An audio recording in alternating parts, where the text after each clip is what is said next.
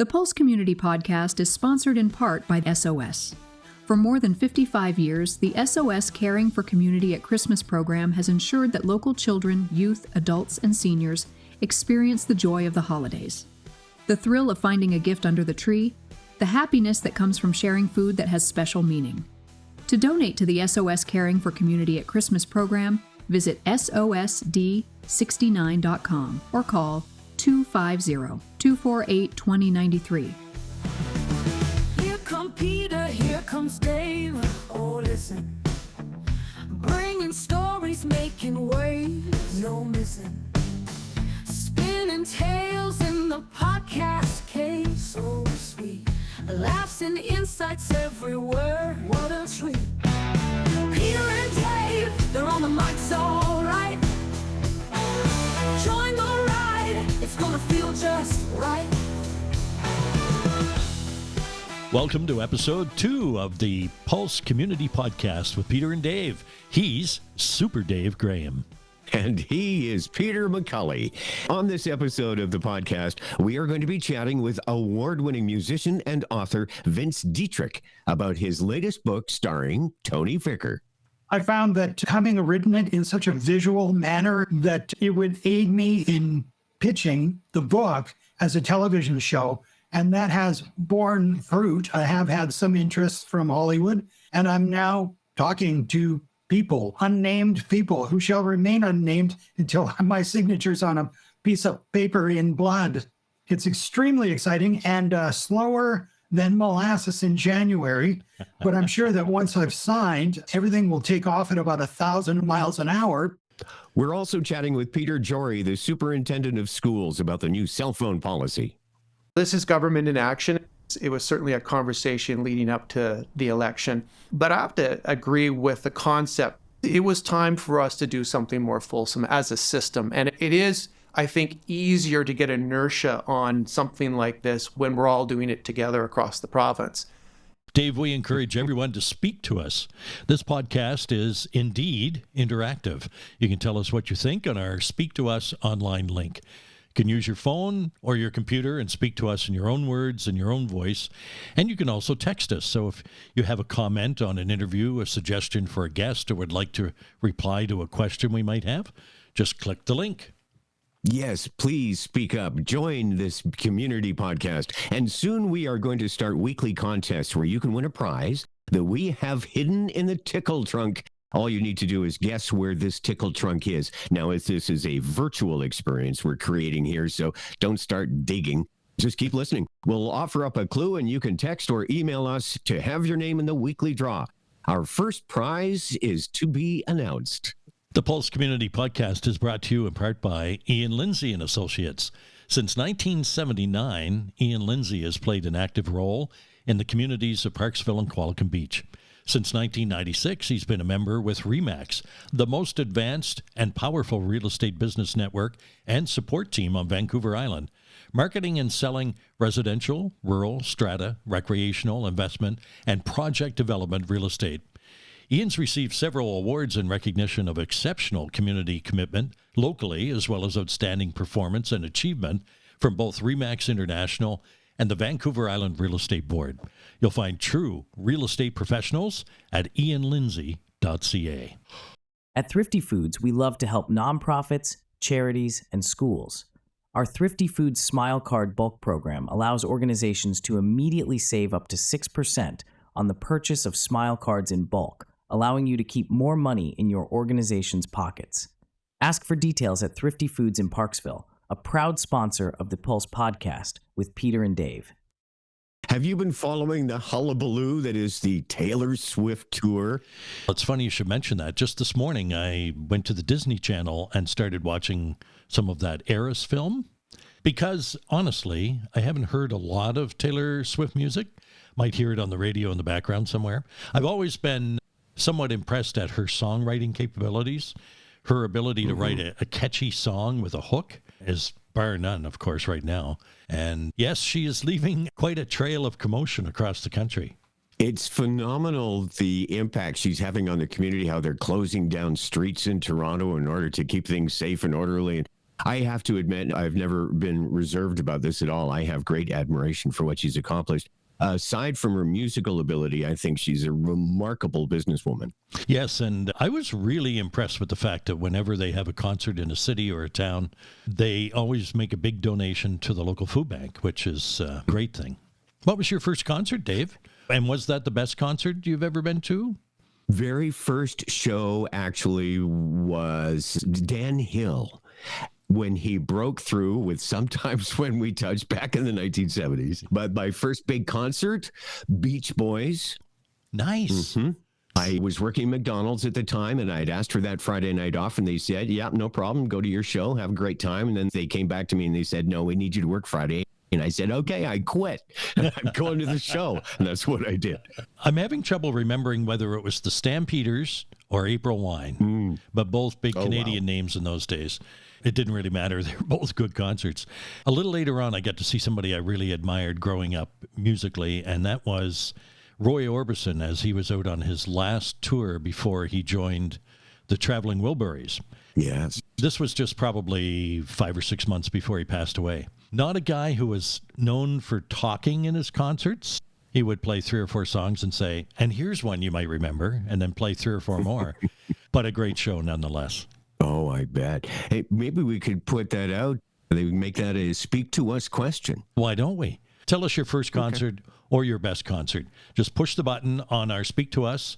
It'll give you up to 5 minutes. You won't need 5 minutes, but just tell us, hey, it's Neil from the Noose, and my first concert was AC/DC, and why and where. Did you win a trip to go and see them in Tahiti or something? Yeah, a good story. We want a good story, Dave. Stories, that's what it's all about. I want to tell you a story quickly about one terrific concert I saw, Earth, Wind & Fire, Maple Leaf Gardens, and it had been designed by, I don't know if you'll remember this name, Doug Henning. Oh, of course. The magic guy. Magician? Yeah. Yes. Doug designed the Earth, Wind & Fire stage show for that tour, and they were popping out of boxes and disappearing off stage and doing all these tricks while playing this incredible funky music. It was just an amazing show. I've always been a big fan of Chicago, and a friend of mine went to this concert in Las Vegas about 10 years ago. Earth, Wind & Fire and Chicago. They played for 3 hours. You can imagine the hits they would have together. Big brass bands. It would be a great show. We want to hear your stories. Tell us where you're from, who you are, and that story about the first concert ever, or the best concert you can never remember, whatever it might have been. First date, you had to travel. Just click the link, speak to us, and that will give you up to 5 minutes to talk to us. We'll take the best ones and air them on a future podcast episode. Remember, it's a family show. I think it's time for me to refill my coffee cup. I'm going to head down the hall here and see Mabel in the cafeteria. Perhaps you could see if Marilyn has a guest waiting. It is time for our first guest, Marilyn, who is in the green room. Superintendent of Schools, Peter Jory, is in the green room. Recently, the school district enacted a cell phone policy called No Cell After Bell. We'll find out the details and how it's being received by the students and parents of School District 69. Welcome to the podcast, Peter. Thanks for having me.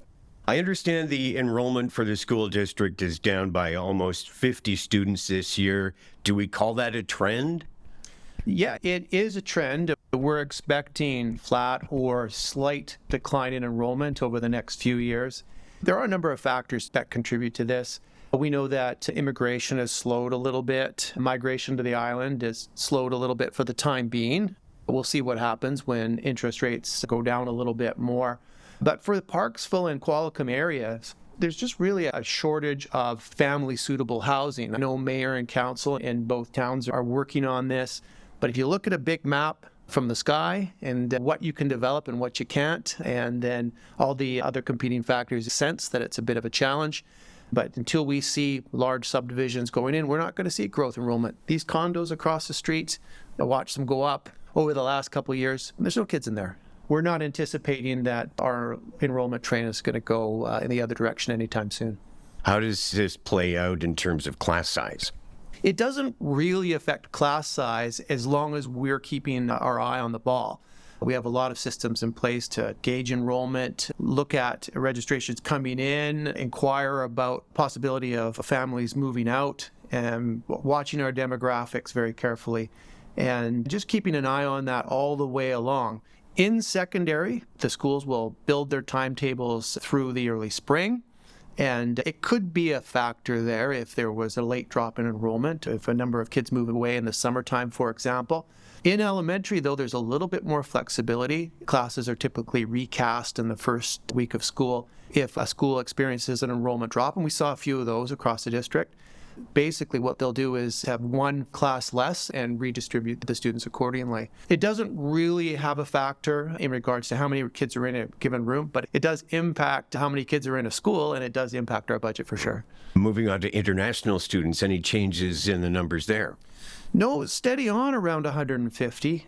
There's still a desire to come to Canada, and there's still a strong desire to come to British Columbia and especially Vancouver Island.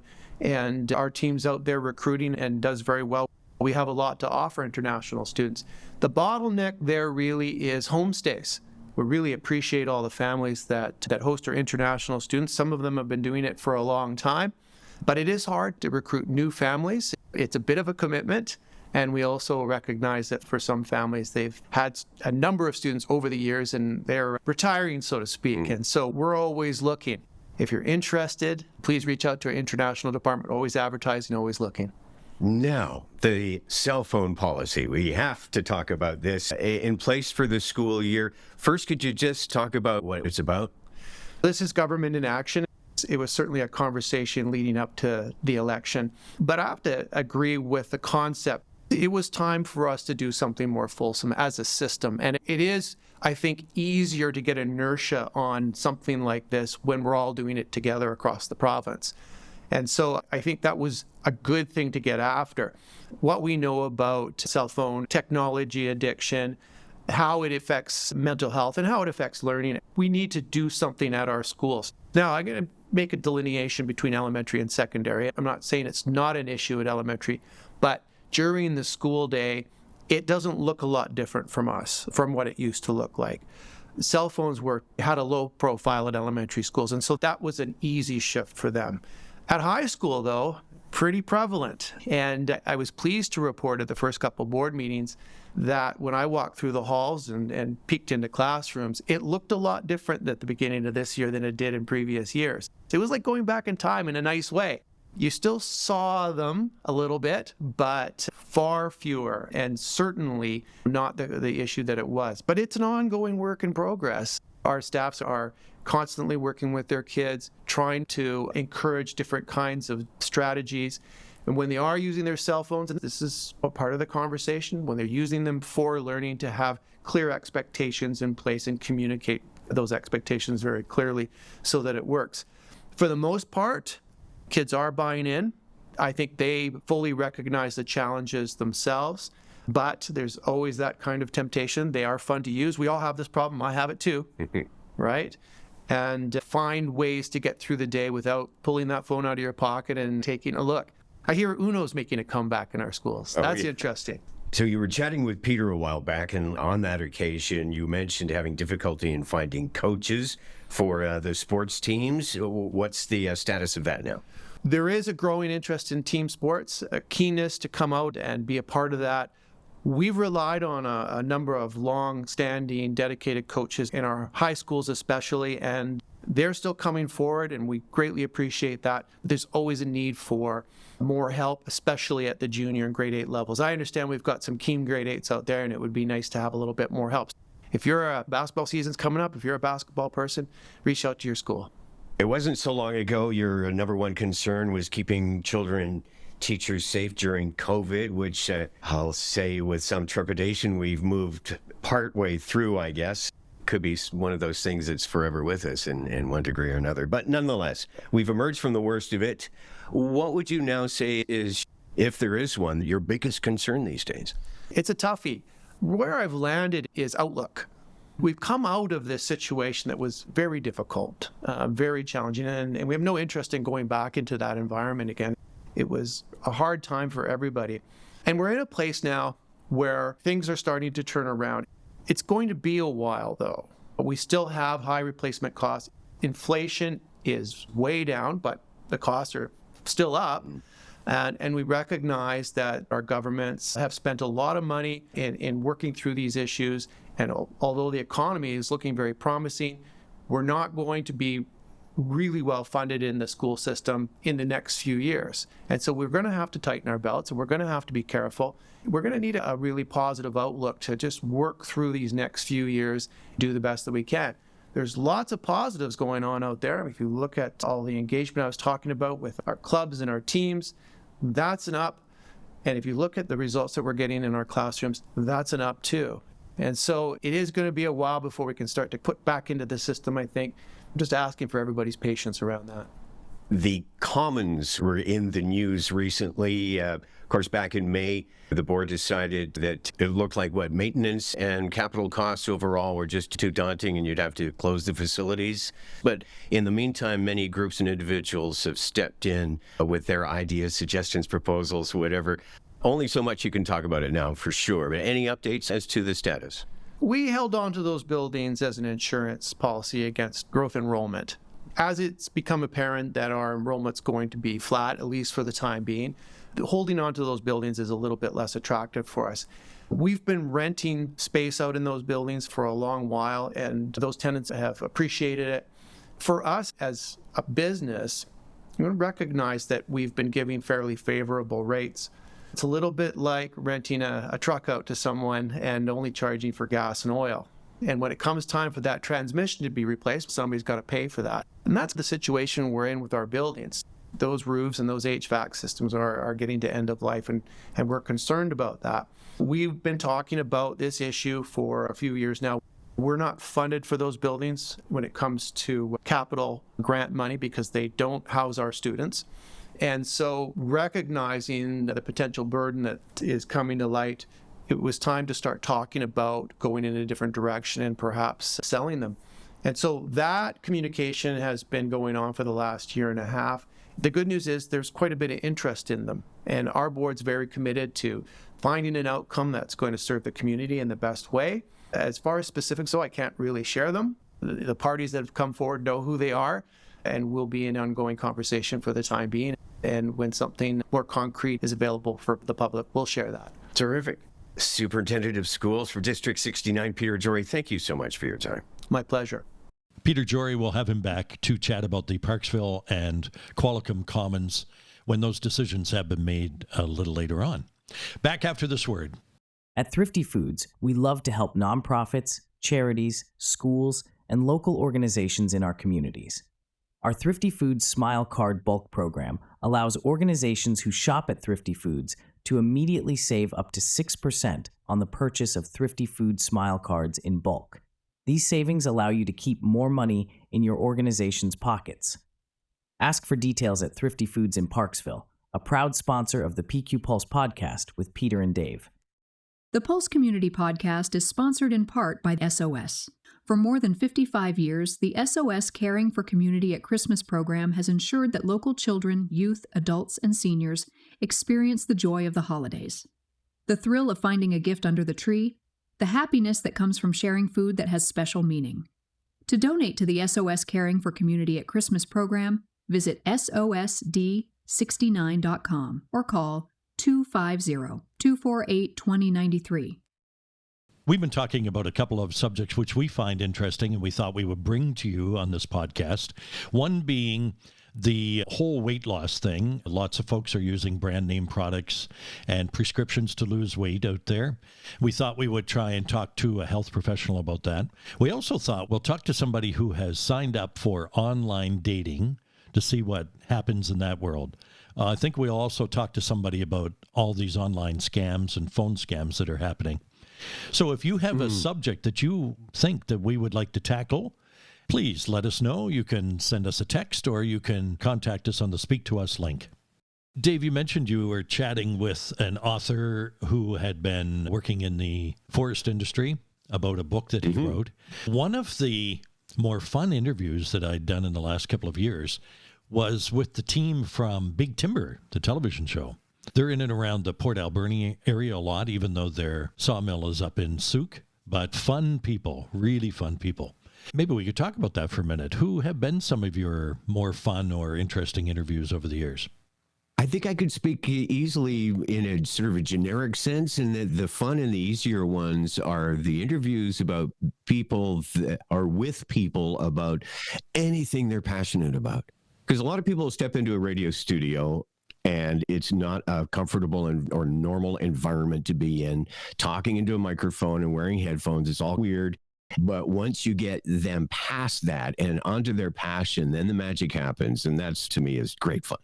I will mention one in particular, and this is a name I love to drop, Mike Love of the Beach Boys. Again, the Beach Boys. He and I ended up chatting in advance of a show they were putting on at the Port Theater a number of years back. He was just so professional and pleasant and easy to get along with. And this is something that he's been doing this for how many decades? And here he is, still putting out the efforts, calling the small town radio station for a pre-show interview. And I just admired him for even that much. I really enjoy the interviews where I get to learn something and, of course, be entertained at the same time. Like Ron James is a very entertaining guy. You would learn a whole different set of things from Dr. Bonnie. And about a year ago, I had the chance to interview John Valiant, who had written the book Fire Weather, which was on the top of the New York bestsellers list. It's about the fire that leveled Fort McMurray. It took him 7 years to write the book, and it is a book that's hard to put down. And he won numerous awards for it. As you say, the passion that he showed when he was talking about the subject matter and the book and what went into writing it. Very knowledgeable guy. And again, we're back to stories, which is really what we're all about here on this podcast. And we have a parallel podcast going, which includes, yes, stories. Anybody with young kids will enjoy this because today's children's storybooks are really podcasts. So you can download them to your phone and children can enjoy them that way. So Peter and I are going to be bringing you a separate podcast called Skookum Kid Stories. They are delightful original stories about a boy named Peter and his pet Eskimo dog, Gracie. They're always finding adventure. Peter, tell folks about the other Kid Story podcast, if you will. The delightful adventures of Captain Dave of the Mellow Submarine in Deep Bay. He and Larry the Lobster find excitement above and below the waterline. You'll find the Pulse podcast and Skookum Kid Stories on thepulsecommunity.ca, skookumkids.com, Apple, Spotify, iHeart, Amazon, and YouTube. Marilyn, who is in the green room? Well, guys, waiting patiently in the green room is Vince Ditrich. Vince started playing drums at age 5 in his father's band and spent 30 years with the award-winning band Spirit of the West. Now, Vince is an award-winning author. First there was The Liquor Vicar, then The Vicar's Knickers, and now The Vicar Vortex, the final installment in the trilogy series of Tony Vicker. Thanks for joining us on the Pulse podcast, Vince. Thank you for having me, Peter. When you're out doing readings and book signings for the Vicar Vortex and the other Vicar series, what kind of comments do you get from readers who have read the first 2 novels? I think the most common thing is that people who know me say that they can hear my voice. Almost everybody comments that it's very visual. They can see the action as if it's a TV show. And of course, I wrote book 1 specifically to be adaptable easily to television. That was my plan from the get-go. It took a couple of years of solid effort to write The Liquor Vicar, that's the first installment. And how long did it take to write the 3rd book in the trilogy, The Vicar Vortex? Was that somewhat preformed because you'd already written 2 novels? I knew where I wanted to end, and I certainly knew where to begin, but it's like having a house with multiple floors. You've got ground floor and then the second floor and then the attic, and you got to build the stairs. It's not a factory situation. It's hand building each step. So it's very slow and painful, and you got to tear out those steps and sometimes redo them. And I'm stretching the metaphor a bit, but there are a lot of intricate steps in between beginning and end, even when you know over 3 books where you want to end. It's a stop, go back. You say, no, I've taken a wrong turn here. I have to rip this all out and change it. You still get to the same destination, but the route by which you get there can be very circuitous. Perhaps you could catch us up on the characters. And for those who may not be familiar with the first 2 novels, and the characters and life in Tyee Lagoon, which sounds like many small communities on Vancouver Island. It's imagined after many small communities. I have a lot of friends on the island and they come from all kinds of little places, but there's great similarity to most of these towns. Some have unique things, like, for example, Qualicum Beach is a little boutique town with a lot of elderly people as compared to maybe some of the younger towns. There's some of that I throw in there, but all sorts of towns up and down the island.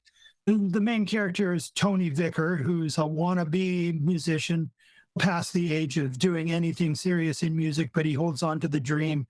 I've known a lot of people like this who fancy it so much. It's an obsession more than anything else. It's not a hobby, it's an obsession. I look at that because I've been through music, I've done very well, had great success, but it looks different to me from 50 years later than it does to those folks. Those folks still have a romanticized concept of music. And this poor guy is jumping from small job to small job. His dreams are giant. He's more like an 11-year-old dreaming about being able to fly. And yet he's a great guy and he has a good heart and he loves kids and he's a very respectable guy in his own way. He's just a dreamer, a really just a slightly discombobulated dreamer. He finds himself falling in love with a young woman who's known as Jackie O. Her last name is O'Neill, but Jackie O is what she goes by. And she's very grounded, very smart, very pretty, and she somehow sees something in Tony Vicker and they become a pair. They link up. They are a couple throughout all three books. There are other characters that are local color based on experiences I've had, people I've known, combinations and compressions of characters that I've known. Some of them are pretty rough around the edges. Most of them are, I think, which is the fun for me, because when you write characters that are too sophisticated, I think it just lacks comedy potential and it lacks the kind of charm that makes you like them. The first book certainly had me laughing out loud in spots, that's for sure. You mentioned that the faster pacing in the first book was written by design because you envisioned Tony Vicker coming to television. I did. In fact, I have a good buddy named Pete McCormick, who's a well-known author and filmmaker. He's been shortlisted for the Academy Awards, for example, a very heavy-duty mind. And I said, Pete, I want to do a TV show. How do I do this? And he said, you don't just write down a vague idea and then pitch it to people. You write the book or books so that you own the idea, you own the intellectual property.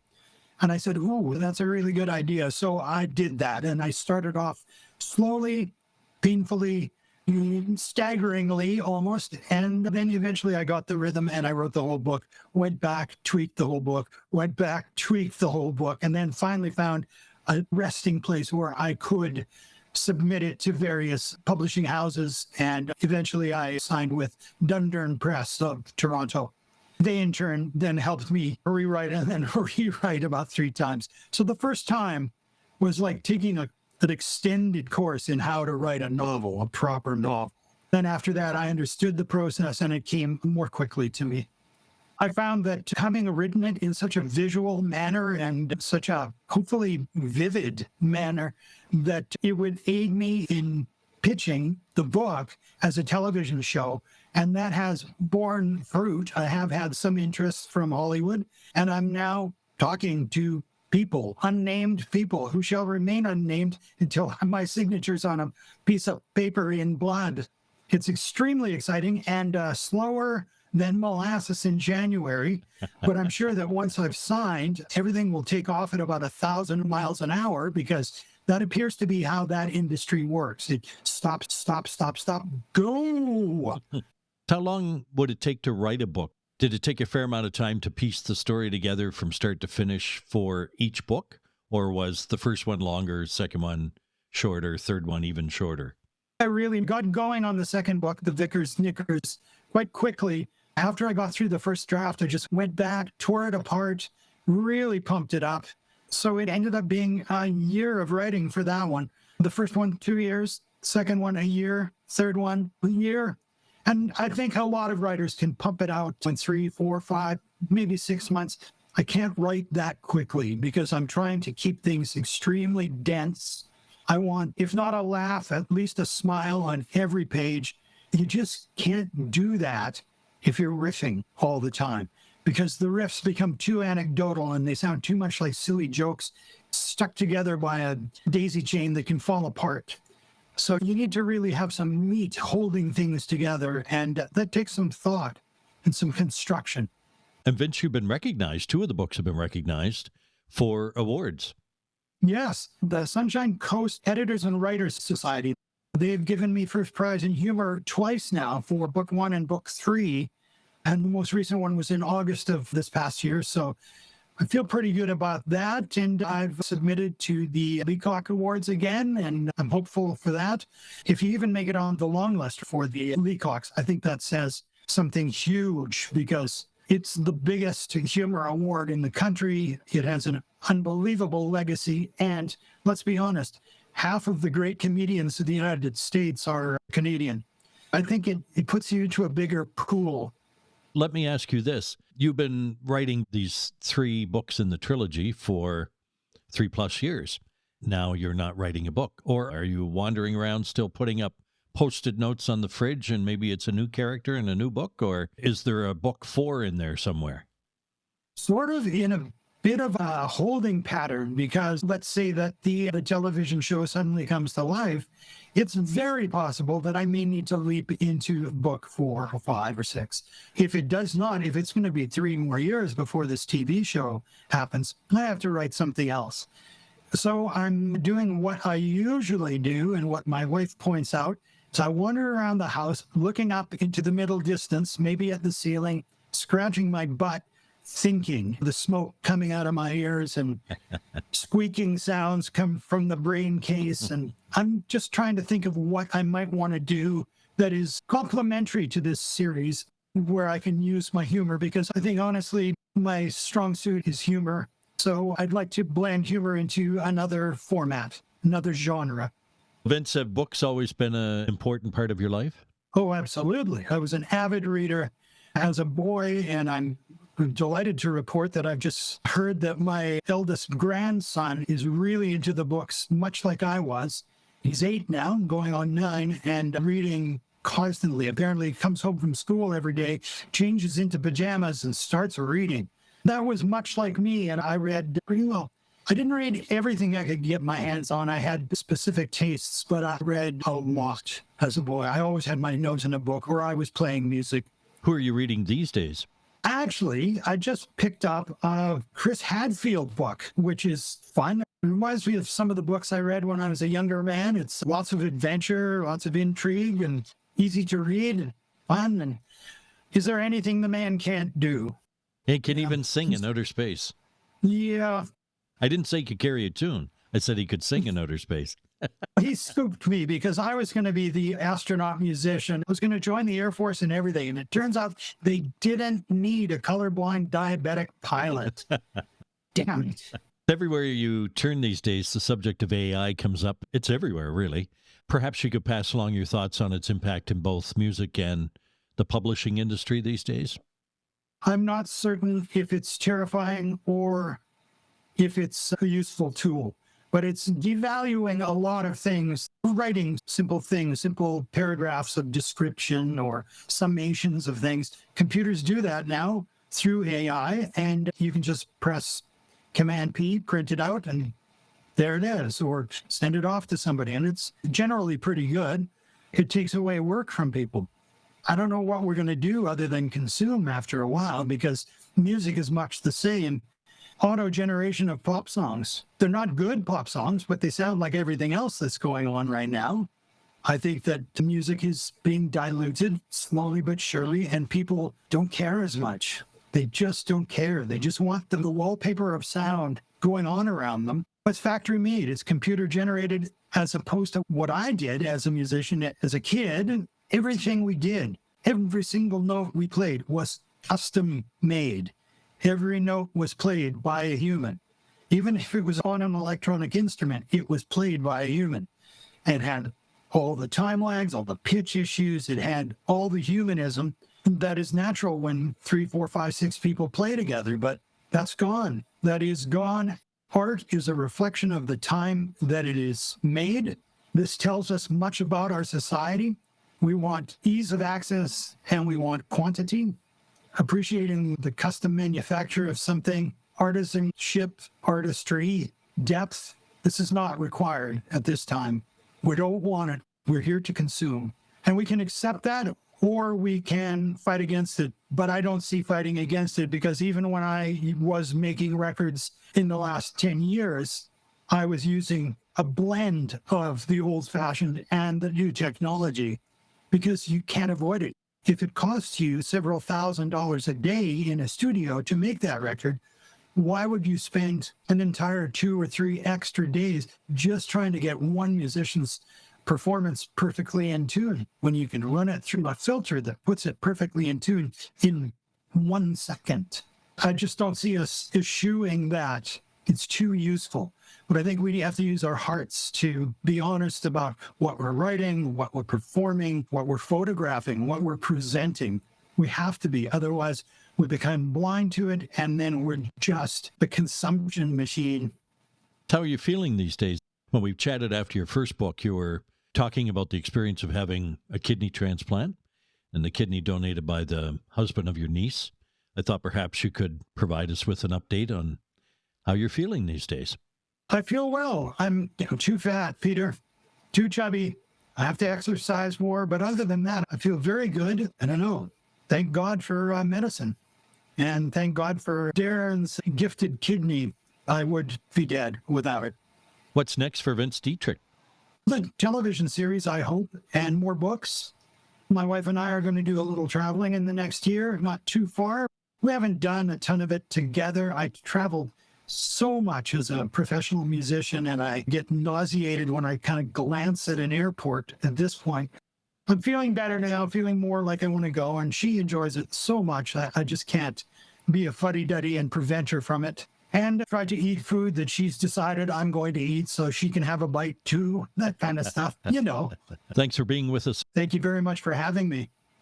And if you would like to contact us about suggesting guests for the podcast, or to send us comments or voice messages, you'll find our contact information and links on the website and in the show notes.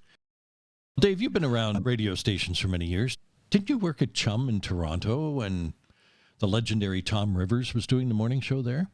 Alas, we did not quite overlap. I did run into Tom in my time there, but we didn't work together, no. I used to listen to him on satellite. I used to really enjoy his humor, and it's really just him, but he's got all these guests he makes up and voices characters. He always was well known for riding the Toronto Maple Leafs, especially when they were losing. And I remember one morning I was listening to him, and he had a character called the Father, or the Padre, who he used to invite into the show all the time. This particular morning, he said to the Padre, "Father, you look very tired." "Oh, I know, Tom. I was up all night." "Why were you up all night?" "After the Toronto Maple Leafs lost to the New York Islanders 13-4, goaltender Curtis Joseph threw himself in front of a train in the Toronto subway." "Is he okay?" "Oh, yeah. The train went right through his legs." That does ring a bell. Yeah, I remember that character now that you mention it. That's going back. On the other end of the scale, I remember a conversation I had on the radio once with a fellow who written a book about his years as a logger on the island and on the mainland, and he had quite some tales to tell. I remember reading the entire book, and there were some pretty neat parts, and I thought I'll get him on the air, and he would not mention a word from his book. Nope, you got to buy the book. I'm not saying that. It turned into a very brief broadcast. I don't know if it's so many books. Short interview. But these things happen, live radio. Yeah, that's for sure. Just about that time to go and see Mabel and see what's happening at the cafeteria. You want to head down there? Hey, do you know what Godzilla eats at a restaurant? A lot. The restaurant. Why did the beet turn red? Because it saw the salad dressing. What do you get when you cross a pig and a centipede? Bacon and legs. Here come Peter, here comes Dave. Oh, listen. Bringing stories, making waves. No missing. Spinning tales in the